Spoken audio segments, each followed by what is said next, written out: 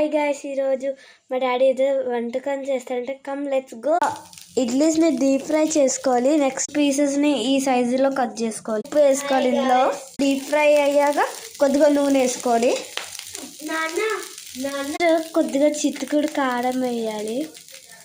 ఇలా వేగే వరకు ఉంచుకోవాలండి. ఒక గిన్నెలోకి ఇలా షిఫ్ట్ చేసుకోవాలి.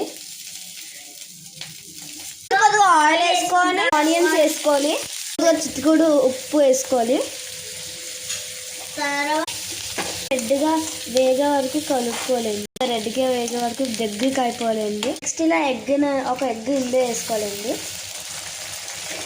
ఎగ్ కూడా ఇందులో ఇలా వేసుకోవాలండి. కలుపుకోవాలండి. మసాలా వేసుకొని ఆ ఇడ్లీ ముక్కలు ఇలా వేసేసుకొని బాగా మిక్స్ చేసుకోవాలి. ఇలా ఇక్కడ ఇలా ఇక్కడ చూపిస్తున్నట్టు మంచిగా కలుపుకోండి. మన యమ్మీ రెడీ అయిపోతుంది. మసాలా వేసుకోవాలి.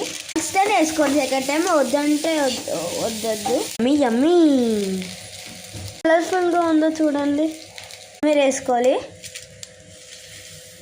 మంచిగా కలిపేసుకోవాలండి. ఒక నిమ్మకాయ చెక్క వేసుకోవాలండి. ఫుల్ నిమ్మకాయ వేసేసుకో బాగా మిక్స్ చేసుకోవాలి. ఇలాంటివి కనిపెట్టారండి. ఇది మేము యూట్యూబ్లో చూడలేదు. మా డాడీకి ఏమొస్తే అది చేసేసారు. ఇప్పుడు మనం వెళ్ళి ట్రై చేద్దాం. మీరు కూడా మాతో వచ్చేయండి. ఇలా ఉందండి. మీరు ఎంతో డేర్ చేసి ట్రై చేయండి. ఫోన్ తీసుకొని వెళ్తాం టేస్ట్ చేయడానికి.